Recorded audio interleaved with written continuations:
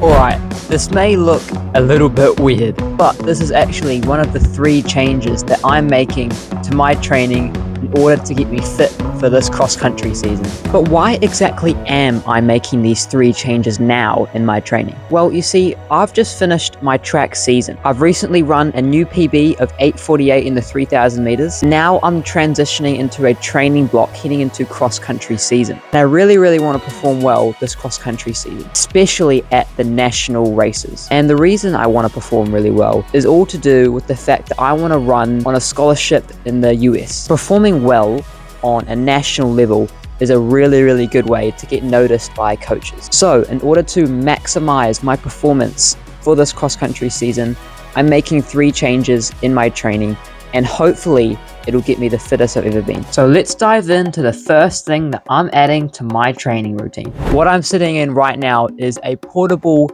steam sauna, and this steam sauna is supposed to help me with heat adaptations. There's been a lot of research growing now that passive heat training can increase your cardiovascular efficiency by increasing blood plasma volume and a bunch of other good stuff, which sounds pretty good to me, so I had to give it a try. So I ordered this steam sauna online, and it works by using this little generator, and it pumps in steam into this little tent. I'm going to try use this for 3 to 4 times a week for 20 to 30 minute sessions each time, and hopefully it'll increase my cardiovascular efficiency. Honestly, I'm not 100% sure if it's going to work, but I guess I'll keep running this experiment for a few weeks and I'll be able to see if it actually makes a difference with my fitness. So let's zip this up and let's do a little 20-minute sauna session. It's actually quite cozy in here. I've got nice little windows so I can see outside, but there isn't a whole lot of space. It's pretty cramped in here. So this is the first of my 3 changes that I'm making to my training, and this is probably the least significant one in my opinion. The other 2 have the potential to give me much more fitness gains and performance benefits for cross-country season. A slightly unorthodox addition to my weekly schedule, but now it's time for the second change I'm making to my training, and one that I'm confident will have a bigger impact on my performance. So the new steam sauna protocol was pretty cool, but what I'm more excited about is the second key change that I'm making in my training, and that is this thing right here. You see, I want to add more aerobic volume to my training week, but adding more running volume can be quite stressful on the joints. So hopping on the trusty bike here and adding cross training to my training week is a great way to add aerobic volume without adding too much actual load into the joints of the body. To incorporate cycling cross training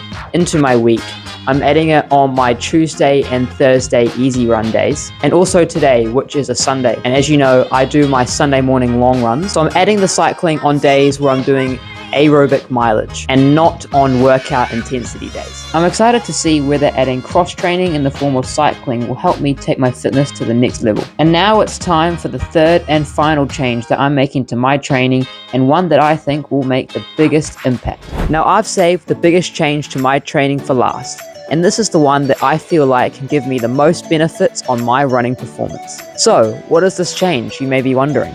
My gym routine. You see, I've always known it's important for distance runners to lift weights. Studies have shown that adding strength training to a runner's routine can increase their economy by up to 8%. 8% is a lot, and I've tried multiple times to incorporate it into my running training. But each time I've tried, I've felt like it's taking away from my running performance and not adding to it. And that's because of 2 main reasons. Number 1, I didn't have a clear program. It felt like there was no structure to my workouts. And number 2, I was doing it at the wrong time. Before, I was doing my gym work once a week, but I didn't have a clear plan going into that session, and I wasn't tracking my lifts to see my progress. I was also doing my gym work on my easy training days, which meant that my easy days were not truly easy. So here is what I'm doing different. I'm in the gym now 2 times per week on a Monday and Friday, and I'm stacking it on my hard days, so I keep my easy days easy and my hard days hard. So after my afternoon running workouts on a Monday and on a Friday, I head home and I go straight into the gym. Monday is a strength focused workout, so I focus on compound lifts like squats or deadlifts, and focus on heavy weights in the 3 to 5 rep range with a full 2 to 3 minutes of rest recovery. And Friday is more power focused, so I emphasize the speed of the movement, still with a full 2 to 3 minutes rest recovery. Some exercises that I include in this Friday power-based workout is box jumps, power cleans, or explosive trap bar pulls. And I've also started tracking all my lifts so I can see my progression over time. This new structured gym routine should help me improve my speed and my finishing kick in a race, as well as help keep me strong to prevent running injuries. I would record a session and show you guys my full workout, but today is Tuesday and I actually forgot to film Monday's strength workout.